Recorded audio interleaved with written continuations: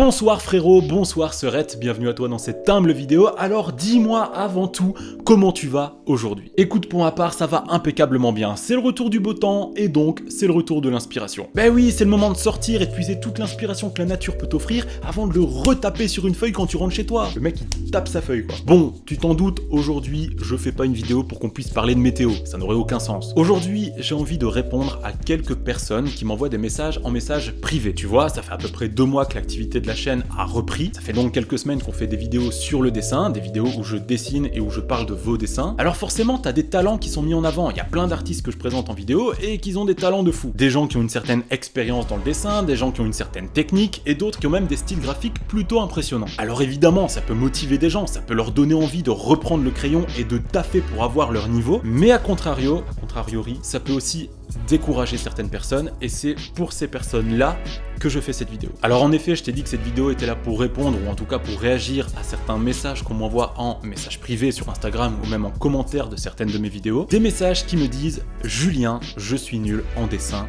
comment faire? Aide-moi s'il te plaît. » Alors, je vais faire de toute façon une vidéo qui va essayer de cibler toutes les bonnes choses à faire, toutes les bonnes habitudes à prendre pour pouvoir progresser dans le dessin de façon la plus sereine possible. Mais avant ça, il faut qu'on mette les choses au clair et c'est pour ça que cette vidéo est là. Être nul en dessin, c'est pas possible, ça n'existe pas. Parce qu'un dessin, c'est de l'art avant tout. C'est un sentiment, c'est une émotion avant tout. C'est un instant qui est figé dans le temps que t'as voulu retranscrire sur une feuille. Un sentiment, une émotion, tout ce que tu veux. Même si c'est Sangoku ou Luffy que t'as voulu juste redessiner comme ça sur le coin d'une feuille. C'est toujours quelque chose qui est en lien avec tes émotions propres. Et dès l'instant où tu aimes dessiner, dès l'instant où t'as passé un bon moment en refaisant ce dessin, et dès l'instant où justement t'as réussi à retranscrire ce que t'as voulu retranscrire à travers ce dessin, ton dessin ne peut pas être raté. Alors évidemment, je suis pas complètement teubé, je sais très bien que les gens qui me disent ça parlent de leur technique. La technicité même, mais c'était quand même très important de préciser ça. C'est pas quelque chose que j'aime. La technique en elle-même, c'est pas quelque chose que j'apprécie. Tout calculer pour qu'un dessin soit précisément une réussite,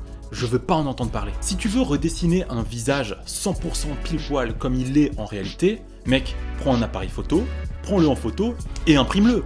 Point. Alors pour moi, et c'est une conviction qui m'est totalement propre, un dessin, ça doit être là pour représenter ce qui est pas représentable dans la réalité. C'est quelque chose qui vient de ta tête, quelque chose que tu ne peux pas créer autrement, quelque chose auquel tu peux pas donner vie autrement que par le dessin, tu vois. Et c'est en ça que le dessin, pour moi, est un art. Souvent, les gens qui m'envoient ce genre de messages se sont comparés aux différents artistes que j'ai présentés dans mes vidéos ou à moi-même, parce qu'étant donné que je montre mes dessins en vidéo, bah voilà. Alors évidemment, comparer nos dessins à ceux de quelqu'un d'autre, ça peut avoir beaucoup de bons. Tu peux à travers ça réussir à comprendre comment la personne a pu évoluer dans un certain style, tu peux trouver les défauts de ton dessin et essayer d'y remédier. Ça peut même aller jusqu'à la compréhension de certaines formes, tu vois. Comment faire un nez, comment faire une main, etc. Parce que de toute façon, tout passe par l'observation. Mais si tu vas plus loin et que tu compares ton propre niveau au niveau de la personne que tu es en train de regarder, évidemment, là, ça va plus. Parce que tu sors les choses de leur contexte, tu compares pas les choses à niveau égal. Bête exemple, peut-être que toi, tu dessines depuis 3 ans et que la personne à qui tu te compares, elle, dessine depuis 20 ans, tu vois. Et ça arrive, ce genre de choses, ça arrive sur Instagram, sur machin. Évidemment, t'as accès à toutes les images du monde. Et donc, t'as forcément accès à tous les talents du monde. Forcément, c'est très simple et c'est très facile de se sentir rabaissé par rapport à quelqu'un d'autre, de se sentir nul. Par simplement du principe que tu t'amuses en dessinant et que tu fais ce que tu aimes. Si t'as passé un bon moment en ayant fait un dessin,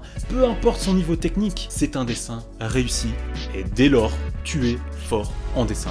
Point, ça doit s'arrêter là. Faut pas chercher plus loin, sinon tu te bloques toi-même dans ta propre progression, tu vois. Et là, c'est encore pire, c'est effet boule de neige et tu t'enfonces. Tu vois, moi j'ai toujours fonctionné comme ça. C'est pour ça que le terme nul, c'est pour ça que le fait d'être nul en dessin, c'est quelque chose que je veux même pas entendre. Je veux pas en entendre parler de ça, tu vois. Bah, ça sert à rien. Alors s'il te plaît, maintenant, tu vas prendre ton crayon et tu vas t'amuser, hein. Tu vas dessiner, tu vas faire ce que t'aimes. Et puis quant à nous deux, frérot, et quant à nous deux, Serette, on se retrouve très vite dans une prochaine vidéo. C'était Corbeau, ciao ciao.